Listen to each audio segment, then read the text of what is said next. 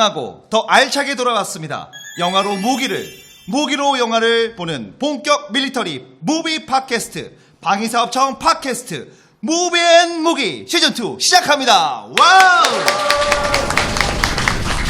네, 반갑습니다. 돌아왔습니다. 무비앤무기 시즌2 진행을 맡은 개그맨 황영진입니다. 반갑습니다. 안녕하세요. 네, 제 옆에는 이분 없으면 큰일 납니다. 이분이 저희 실질적인 정말 사장님이라고 봐야겠죠. 우리 한글 작가님 오셨습니다. 안녕하세요. 네, 감사합니다. 네. 자, 그리고 오늘은 정말 엄청난 분입니다. 그죠? 그쵸. 네. 이분은 이 분야에서 최고 아닐까 생각합니다. 저는 네. 밀리터리계가 김수현 씨 정도? 네. 밀리터리계의 송이라고 표현하고 싶습니다. 네. 우리 조선일보 유용훈 기자님 모셨습니다. 안녕하세요. 좋습니다. 자, 오늘 영화는 바로 첫 방송이다 보니까 어마어마한 걸 준비했습니다. 바로 영화 속 우리의 무기를 찾아라는 주제로 진행인데 본격적인 무기 이야기 앞서 영화 이야기를 먼저 해보도록 하겠습니다. 최근 개봉한 영화죠. 인천 상륙 작전. 한 작가님이 또 평론에서는 굉장히 또 과격하십니다. 네. 어떻게 보셨습니까?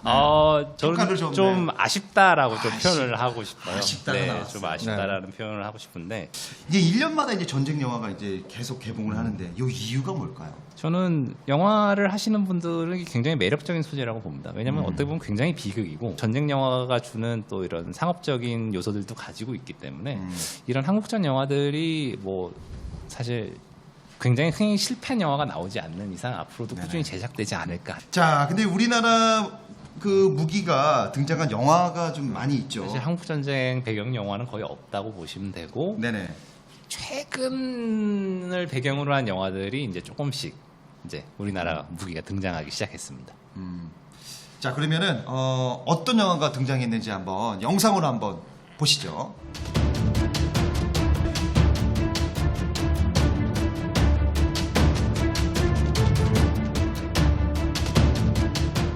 네, GP506 네. 저희가 봤는데 이 영화 재밌었습니다. 영화적으로는 괜찮죠. 네. 홍수찬 감독님 작품인데요. 이 영화에서 이제 K2가 소품적으로 제대로 구현된 첫 번째 한국 영화입니다. 할리우드의 총기 소품 기준이 우리나라가 많이 못 따라갔거든요. 근데 에어코킹건인가요? 이런 제대로 발사되는 K2 소품을 GP506에서 제대로 구현한 첫 번째 영화라고 볼 수 있습니다. 근데 K2 소총이 사실 수출도 많이 된 잘 만든 소총 중에 하나입니다. 우리나라 총을 이제 잘 만들잖아요, 이제는. 네. 유 기자님. 그럼 우리나라 총을 개발한 시기가 언제부터일까요? 우리가 본격적으로 개발한 건 1970년대인데요. 70년대요? 예, 이제 60년대 말부터 70년대 초에 우리 안보위기가 있었습니다. 맞아요. 1970년에 국방과학연구소를 만들고 기본 우리 산업 기초가 없을 때잖아요. 네네. 그런데도 한 2달 만에 해냈어요. 그래서 그 기반이 그때 딱 꼈고 이 국산소총은 그 뒤에 1972년부터 이제 개발이 됐습니다. 계속 총을 개발하고 있는데 네. 어디에 중점을 두고 좀 개발하고 있나요? 좀. 총은 이제 기본적으로 신뢰할 만한, 그다음에 다루기 쉬워야 돼요. 그렇죠. 그렇죠. 저 같은 사람, 근데 일반 군대 생활하는 사람이 다 잘 쓸 수 있어야 되니까. 저는 개인적으로 총에다가 좀 MP3를 좀 장착해서 좀 음악도 듣고 터치 스크린 같은 거 해서 네.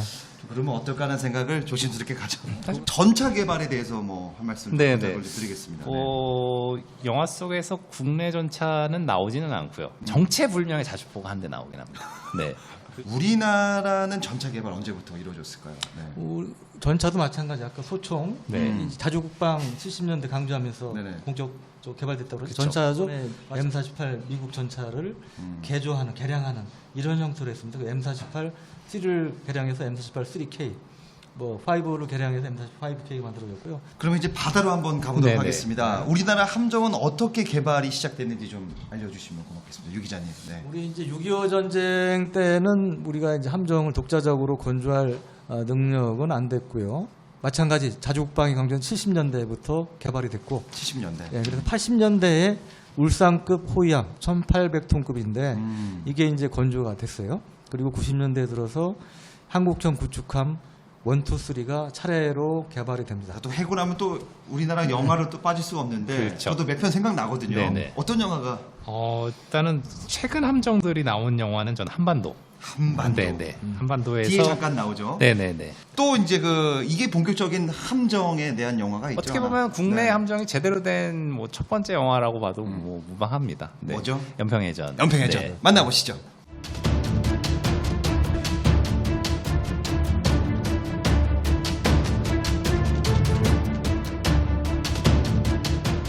연평해전. 네. 저게 이제 어떻게 보면 해군에 대한 영화는 저거죠. 네, 맞습니다. 네. 나쁘지 않았죠? 뭐 저는 약간 좀 아쉽긴 했는데, 네네. 뭐 영화적 완성도는 조금 좀 아쉽긴 했었습니다. 자, 그리고 우리나라의 그 함정 개발 사업 어떻게 개발 중인가요? 네. 네, 앞서 말씀드렸지만 우리 이제 이지스함 세 척을 보유하고 있다고 말씀드렸잖아요. 근데 2020년대 이후에 이지스함을 개량한 개량한 이지스함 세 척을 추가로 도입하는 사업을 추진하고 있습니다. 이거를 우리가 이제 그 관계토 3 배치 2 사업이라고 네. 이제 표현하고요. 현재 우리는 이제 1200톤급, 1800톤급 두 종류의 잠수함을 10여 척 보유하고 있는데요. 여기 이보다 큰 3000톤급 잠수함을 독자적으로 건조하는 사업을 진행 중입니다. 이걸 일명 장보고 3급 사업이라고 하는데 2020년부터 19척 정도가 단계적으로 이제 도입이 될 예정이고 여기에는 특히 함대지 크루즈 미사일 등을 장착한 우리 군의 이제 전략 무기로 활약할 예정입니다. 무기하면 또 전투기를 빼놓을 수 없지 않습니까? 하늘을 빼면 안 되죠. 그렇죠. 그렇죠. 전투기가 모든 승패를 좌우합니다. 이제 현대전은 뭐 공중을 지배하는 자가 전쟁을 이기는 네. 그런 그림이라고 볼 수 있습니다. 맞습니다.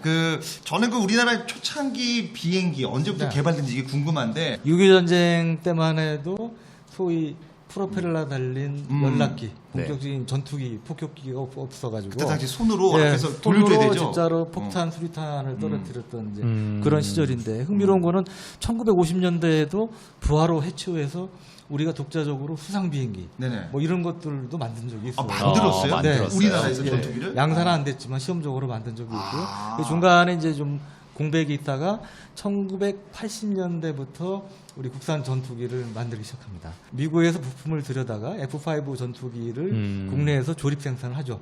그걸 이제 제공어라고 하는데 1980년대 이제 그런 걸 통해서 우리가 전투기를 만들 수 있는 능력을 좀 갖추게 되고요. 순수하게 국산 항공기는 1990년대부터 개발이 됩니다. K2-1이라고 불리는 네네. 프로펠러가 달린 기본 훈련기를 만들고 요걸 바탕이 돼서 T-50이라고 불리는 초음속 제트 훈련기를 또 2000년대 들어서 개발합니다. 이게 이제 세계 여러 나라에도 지금 수출이 돼서 국위를 한참 선양을 하고 있죠. 헬기 개발국으로 도약하게 된 계기가 있다고. 네.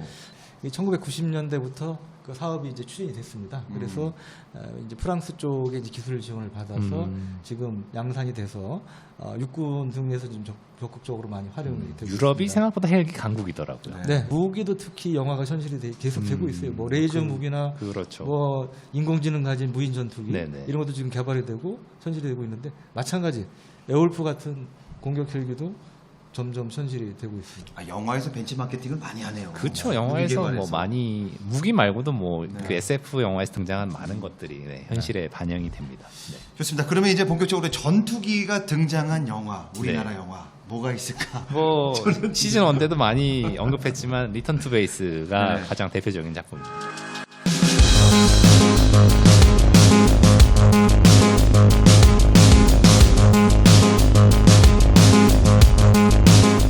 서울상공에 이 전투기가 떴다는 그 자체만으로 화려한데 흥행에는 성공했겠죠? 흥행에는 굉장히 실패를 했고요. 네. 제가 국방부 출입하면서 20여 년간 아마 군에서 제일 연평해전 빼고는 제일 많은 지원을 해준 영화가 저 영화가 아닌가. 저는 개인적으로 너무 재밌게 봤거든요. 와, 서울상공에 또 저렇게 한다는 게 너무 네. 획기적이지 않았습니까? 뭐 사실 획기적인 작품이라면 그 87년작이죠. 탑건의 모티브를 많이 가져온 작품이긴 해요. 자, 이제 거기에 나오는 이제 그 전투기가 있습니다. T-50하고 네. FA-50. 네네. 요거 어떤 건지 좀. 영화 후반부에 등장하죠. 네. 네, 구출 장면에서 나오는데 영화 중반부까지는 그 KF-15가 이제 주로 나오고요. F-15K. F-15K. F-15K가 주로 나오고요. 영화 막판에 이제 T-50과 FA-50이 구출 작전에 투입을 하는 그런 장면이 나옵니다. 유 기자님, 요 전투기 어떤 전투기인지 간단하게 좀 설명을 좀 부탁드리겠습니다. FA-50은 네. 이제 T-50이 훈련기잖아요. 네. 훈련기를 경공격기로 개량을 한 겁니다. 그래서 미사일하고 정밀유도 폭탄 같은 것도 달고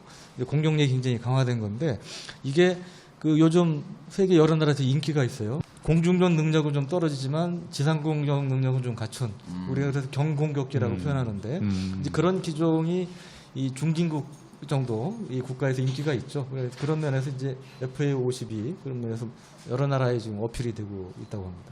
자, 지금도 우리나라 그 무기 개발 수준이 수출할 만큼 발전한 수준이죠? 지금 우리 이제 방산 수출이 과거에 많이 늘었습니다. 네. 네네. 폴란드에도 뭐 물론 차차만 이제 한 거지만 수출이 되고 그래서 지금 다시 어떻게 보면 터키에서 한번 그 대박을 터뜨렸었는데 제2 전성기를 지금 맞고 있는 거 아닌가. 최근에 좀 저희가 심혈을 기울여서 개발 중인 대형 무기 체계가 있나요? 네.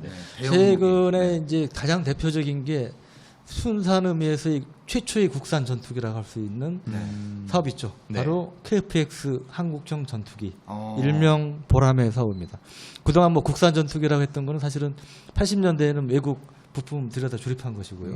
일본은 또 뭐 개량한 그런 건데 이거는 순수하게 진짜 우리 기술로 우리 모델로 해서 만드는 사업이고요. 그거보다 약간 우수한 그 F-16 플러스 알파급이라고 표현하는데 그리고 이제 우리가 F-15K 같은 거 하이급, 네네. F-36 하이급이라고 그러는데 그보다는 떨어지는 그 정도 성능을 갖는 걸 목표로 합니다. 그럼 혹시 뭐 해군 쪽에는 또 개발되고 있는 뭐 해군은 앞서 말씀드렸지만 대표적인 게 개량형 이지스함을 건조하는 게 있고요. 또 하나는 그 전략 무기로 활약할 3,000톤급 중잠수함을 건조하는 장보고 3 장보고 3. 3급 사업이 있는데 이거는 우리 잠수함 중 처음으로 VLS라고 불리는 수직 발사관을 한 6개에서 10개 정도 장착을 합니다. 여기에는 이제 크루즈 미사일, 잠수함에서 지상 목표를 공격하는 크루즈 미사일도 네. 탑재를 하고 언론 보도에 따르면 또 그 크루즈와 다른 탄도 미사일까지도 네. 탑재하는 계획인 것으로 알려져 있습니다. 네. 뭐 지상 발사 같은 걸 잘 표현한 영화가 이제 뭐 K-19 같은 영화들이 있죠. 네, 그런 영화를 보시면 아 이런 개념이다라는 걸 좀 아실 수 있을 겁니다. 그리고 이제 뭐 소형 헬기도 뭐 개발한다는 얘기가 LH라고 불리는 이제 소형 네. 무장, 소형 공격 헬기 이제 사업을 추진 중인데 우리 그런 경공격 능력을 갖춘 그런 이제 소형 헬기를 개발하는 사업도 LH 사업이라고 해서 추진하고 있습니다. 자, 크게 이제 전투기와 잠수함 분야로 개발이 이루어진다고 보면 되는 건가요? 네, 그렇습니다. 그래서 거기서 이제 제일 큰 게 단군일의 아까 최대의 무기 사업, 네. 그 한국형 전투기 사업 추진하고 있다고 그랬잖아요. 네. 그게 이제 올 들어서 사업단이 본격적으로 구성이 됐습니다. 왜냐하면 이거 잘해야 되겠죠. 잘해야죠. 네. 네. 한두 푼 들어가는 것도 아니고 그죠. 국민적 기대가 크기 때문에 그래서 방위사업청에서도 잘해야겠다는 의지가 굉장히 강합니다.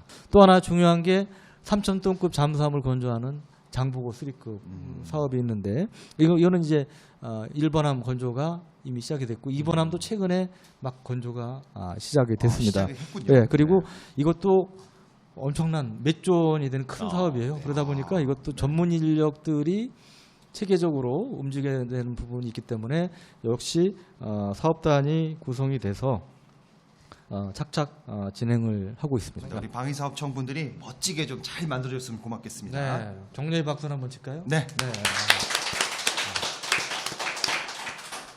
앞으로 영화 속에서 보고 싶은 무기가 이제 있을 것 같은데 네네. 좀 특수전을 제대로 그래서 한국형 블랙호크 다운이랄지 한국형 캡틴 필리스 같은 영화. 좋은 말씀인데 네네. 예. 거기에 유기자님을 공감하면서 덧붙여서 좀 더 말씀드리자면 우리가 이제 갖고 있는 전략 무기 중에 현무 미사일이라는 게 있습니다. 이게 이제 땅에서 땅을 공격하는 지대지 미사일인데 뭐 이런 것들이 좀 활약하는 영화라든지 그리고 그 잠수함 영화가 사실은 굉장히 흥미진진하고 그렇죠. 네. 영화에서 좀 네. 많이 먹히잖아요. 그래서 네네. 장보고 3를 주인공으로 하는 또 기왕이면 장보고 3가 이제 원자로를 탑재한 네네. 원자력 추진 잠수함으로 좀 등장하는 이런 영화가 하나 좀 있었으면 좋지 않을까. 대한민국군하고 외계인하고 한번 붙는 영화도 나왔으면 좋겠어요. 오늘 무비의 무기 오늘 시즌2 첫 방송해주신 우리 유용훈 기자님 그리고 한길 작가님 너무 감사드리고요. 다음에도 또 부탁을 드리도록 하겠습니다. 영화로 무기로 영화를 보는 본격 밀리터리 무비 팟캐스트 무비앤무기 2회에서 만나도록 하겠습니다. 지금까지 여러분 감사합니다. 감사합니다.